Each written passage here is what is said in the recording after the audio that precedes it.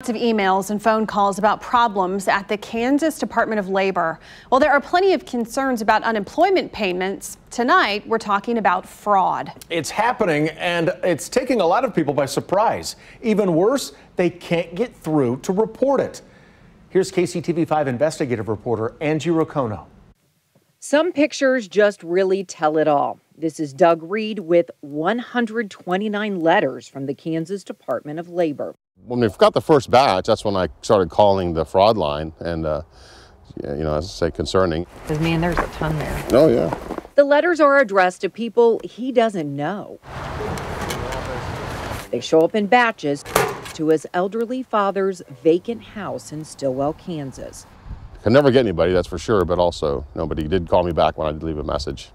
I thought I was pretty detailed on what the situation was, that I was getting over 100 of these letters, in the mailbox. It doesn't take long to start going through to see that it's all the same address. So here we are in the cold, sorting through what appears to be fraud. Look, it's Robert Morris, and then Morris, Robert. Doug is concerned he can't get through and report it. I've left messages. I've gotten no response back.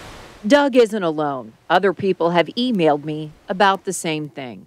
I'm a nurse and haven't even taken a day off since January. I'm full-time employed. My employer was also surprised to receive a letter requesting more info so that my application could be processed. It appears as though someone, probably from out of state, has applied for benefits in our names. Of course, tried to call repeatedly with no success. Here's someone else. You may already know this, but you go through a call tree and then it repeats over and over again for about 8 minutes until it hangs up on you. They don't even have a system that puts you in queue for the next available representative. My wife continued to recall until 3:15 p.m. I finally told her to stop. There is a website where you can fill out a form, but people who've emailed us are concerned about entering their Social Security number into that system. Someone posted this Google review. My corporation is receiving requests for unemployment on people we don't know. Of course, we can't get a hold of anyone to discuss this matter.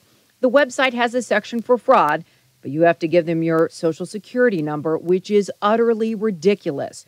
Unemployment fraud is a huge concern nationwide.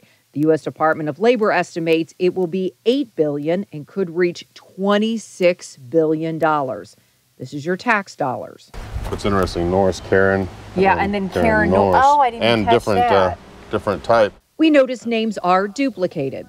We provided all of Doug's contact info to the media representative at the Kansas Department of Labor, hoping to connect him with a real live person regarding more than 100 suspicious letters. Doug finally got a return call that the Kansas Department of Labor is looking into this and to please keep an eye on his father's mailbox. Of course, you shouldn't have to loop in a news reporter to report fraud. In Kansas City, Angie Rocono, KCTV5 News.